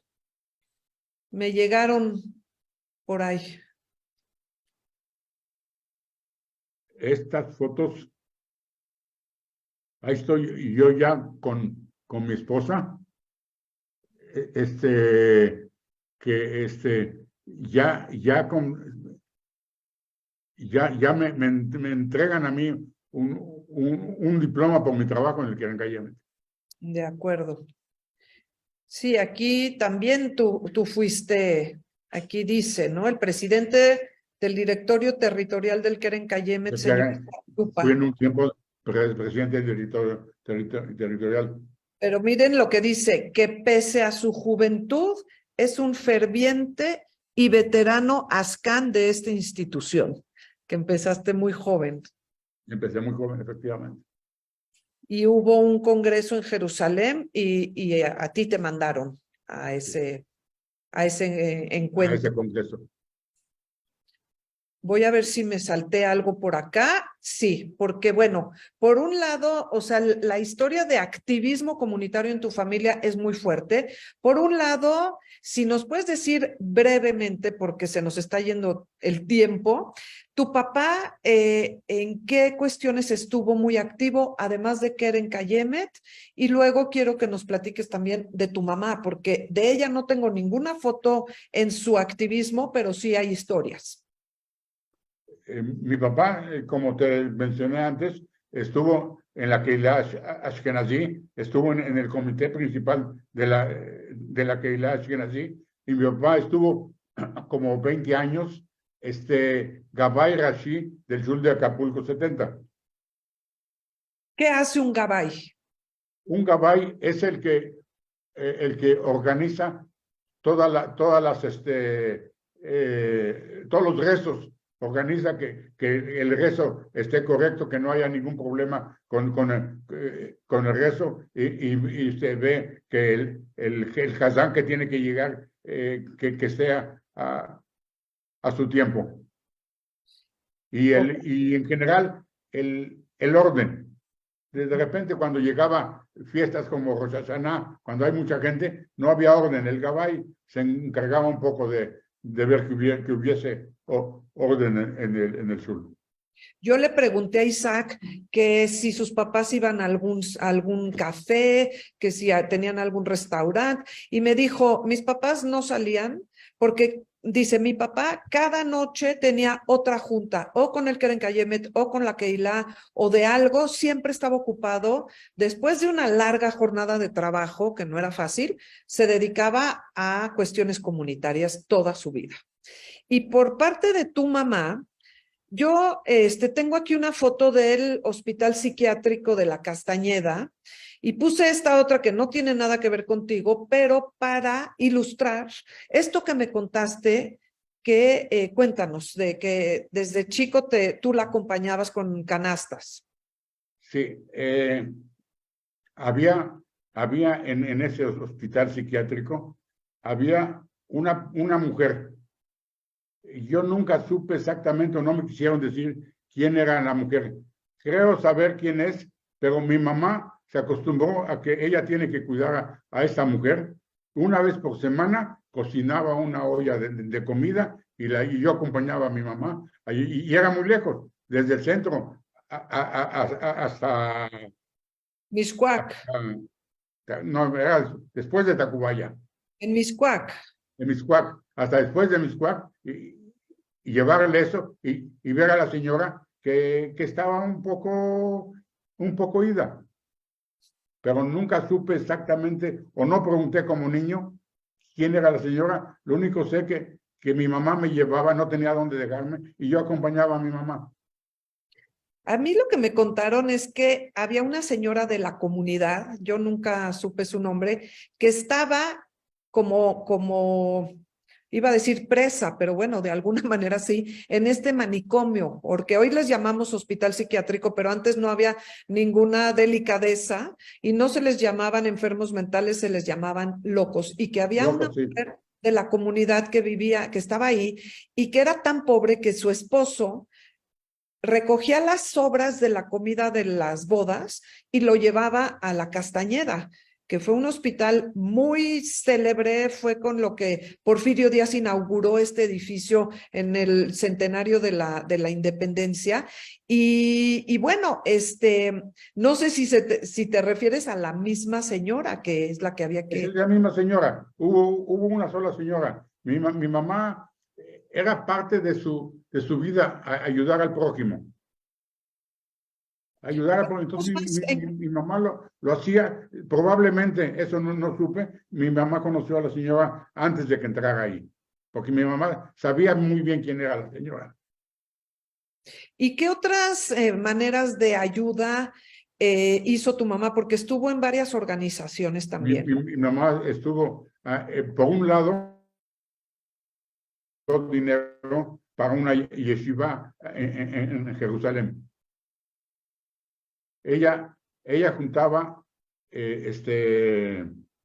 dinero para dos veces al año, juntaba dinero con la gente para mandar, ¿cómo se llama la yeshiva?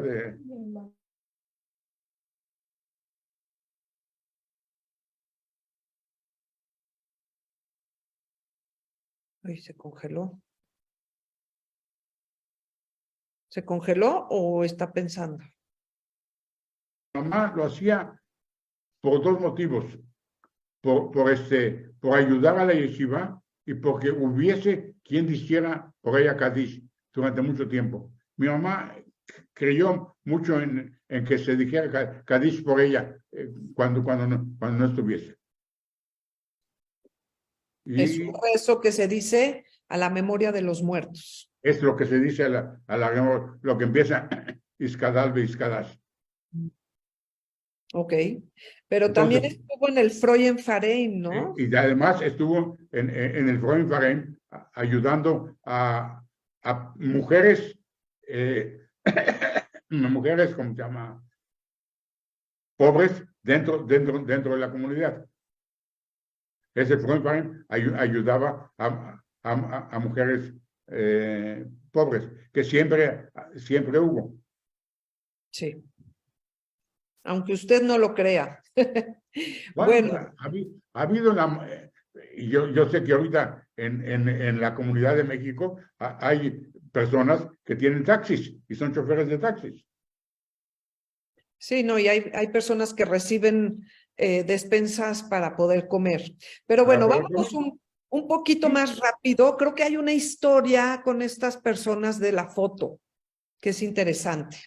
Estas personas de la foto, yo hice una amistad cuando tenía esa edad, como de los 20 años más o menos, con personas que vinieron de Rusia y de Polonia, que estuvieron en la Shoah. El que está levantando la mano en esa foto era un vecino de nosotros en el pasaje Slim. Él tenía su negocio a un lado y nosotros teníamos su negocio. Su hermano de él tenía un negocio ahí. Entonces, ahí lo conocí. Y ahí nos hicimos amigos y empecé a conocer a sus amigos, pero todos eran gente, tuve como 5 amigos, todos que vinieron de la Shoah. Cada uno tenía su cuento y cada uno lo contaba diferente o no quería contar. Es lo que iba yo a preguntar, si platicaban de lo que les pasó. Casi no platicábamos de lo que les había pasado. Casi no platicábamos. Tenía uno que sentías que su vida no era normal. Quién sabe qué había pasado, porque lo veías como si fuera una persona lo normal. Sí. Bueno, esto ya pasó. Nada más quería platicar, pues brevemente, cómo tu papá estuvo en este pasaje Slim esta es una tradición en México y en otros países, estos pasajes comerciales que empiezan en una calle, en este caso. En una calle y terminan en otra, sí. Desemboca en otra calle y bueno, hoy así es como se ve el pasaje Slim. Efectivamente, hoy se ve feo. Yo estuve hace unos años, se ve feo. Sí, pero es increíble porque venden todos estos vestidos que parecen pasteles. Y Sí, se vende de todo, sí. Y bueno, algo interesante que me platicaste es que él iba a este banco Yiddish, que luego se convirtió en el banco mercantil. Es que para mi papá el banco mercantil, además de que iba, porque ahí teníamos la cuenta del negocio, además de que iba a depositar los cheques, ¿cómo se llama? Ahí se encontraba con gente y era como una reunión de amistades. El banco mercantil no era nada más el llegar a hacer un depósito, era ver al amigo, y desde ahí tenía varios amigos que tenía una especie de vida social fuera del negocio, fuera de las organizaciones. Ahí teníamos una especie de vida social por 1 hora o el tiempo que fuera. De Y acuerdo. enfrente del banco mercantil estaba el banco, que no recuerdo su nombre, el banco que era de Zugatsky, Pues en la misma calle de Venustiano Carranza. era este. Lo que pasa es que empezó como una caja de préstamos en Tacuba 15 y luego creció y se fue en 1938 a Venustiano Carranza y ahí ya se convirtió en el...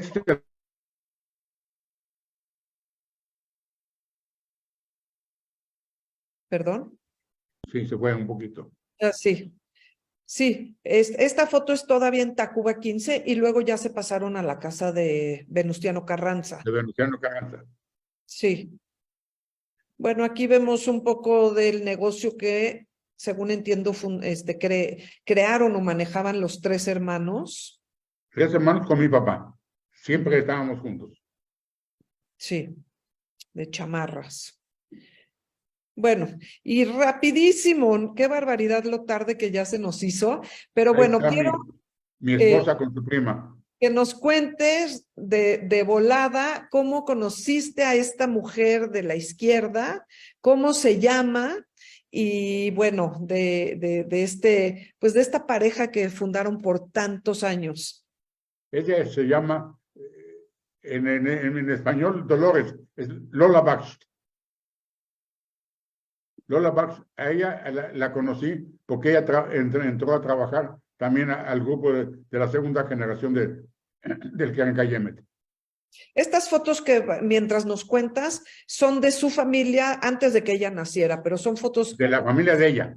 Sí, de la familia de ella, bastante bonitas. Miren a su mamá de Esa es novia, tu mamá. una Sí. belleza, pero bueno, nada más para hablar, ella ¿nació en México o nació en Europa? En Europa. Ujú. Estas fotos de la familia esta en especial me fascina, de tus suegros, ¿no? Sí. Y bueno, ustedes se conocieron porque estaban en el activismo En y... el activismo del Keren Kayemet. Estamos en el activismo del Keren Kayemet y mucho tiempo, como se llama, y llegábamos los sábados a ir ¿cómo se llama? A las bodas a poner juntos, o lo que yo una vez conté hace un poco a mi familia, que ella estudiaba para contador privado. Ella lo estudiaba en un colegio de las calles de Insurgentes. Y yo la iba a esperar las noches en escuela nocturna, como estudiábamos en aquel entonces. Yo la iba a esperar cuando saliera ella de la escuela de la escuela nocturna, y para ir a cenar o a comer, como lo decíamos en aquel entonces, unos tacos. Así es. Y finalmente se casan en el año 54 54.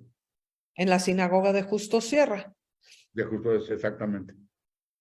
Aquí vemos algunas fotos de la boda y no sé si esto es la luna de miel, porque me he topado con varios casos que salen más personas en la luna de miel que o viajaron juntas o se encontraron ahí, pero no sé si esto... No, no exactamente la luna de miel, ese no, en otra ocasión que salimos, la pareja que están a la derecha fueron 2 amigos hasta el final, hasta que ellos fallecieron, son 2 muy buenos amigos de nosotros.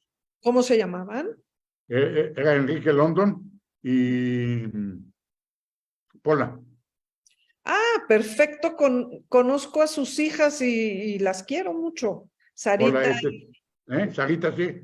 Sí, Sarita se casó con un primo de mi papá, de hecho, Vladislavovsky. Sí, y Silvia. Exactamente eso. Bueno, aquí hay otras fotos históricas con el Deportivo en plena construcción. El que está en medio también es de los que vinieron de la Shoah. Son otras amistades, otras amigas que tuve antes de conocer a Lola. Es igual, son otras amigas que con las que yo andaba, paseábamos, salíamos juntos antes de conocer a Lola. Bueno, y vinieron los hijos. Ahí están los 4 hijos. Ahí están los 4 hijos. La niña más grande es Silvia. La niña más grande, Silvia. Esta es Silvia. Ah, pues entonces la puse al revés, perdón. Pero sus nombres son Jaime, Sheinde o Silvia, No, Anita, Israel. Jaime, Anita, Silvia, Israel. Sí, los crucé, una disculpa. Y aquí, pues ya son fotos familiares más extendidas. Ahí están mis dos hermanos, Este, Moisés y Abel. Moisés, que Alte, pues era hermana de mi mamá. Entonces, Aldea, tu tía. tía, y aquí están mis primas, Sí. a quienes saludo, bueno, mis primos, y bueno, algunas fotos familiares que siempre las ponemos como fondo cuando la gente manda sus saludos, sus preguntas y todo, que en este caso, como estamos grabando la entrevista, no lo vamos a hacer, pero las vamos a recibir después de que la transmitamos el 5. Entonces no hay ningún problema, pero para que conozcan pues a toda la familia, a los presentes y a los ausentes, que Es mi nieto, en paz descansen. que corre maratón en Nueva York. Sí, fantástico. Y esta foto que tengo entendido es el último miembro de la familia. Es el último miembro. Quizás Miembra. Exacto. Una familia preciosa. Gracias. Que, pues la Y verdad. el que está arriba es nieto de Silvia. Ya.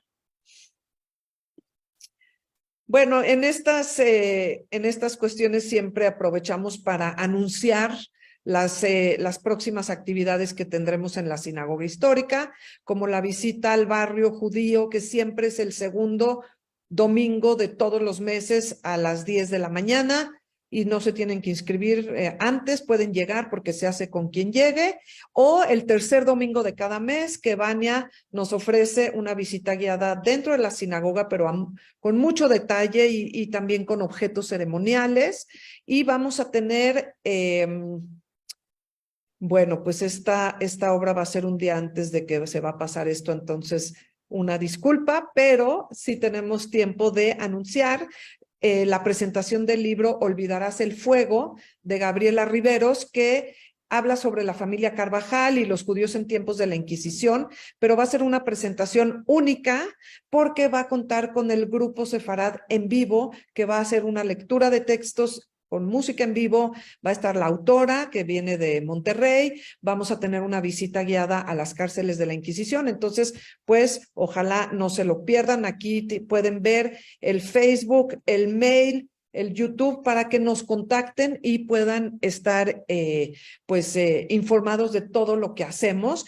Y bueno, estas entrevistas son un trabajo voluntario y amoroso, pero la sinagoga siempre recibe muy bien los donativos que ustedes nos puedan ofrecer.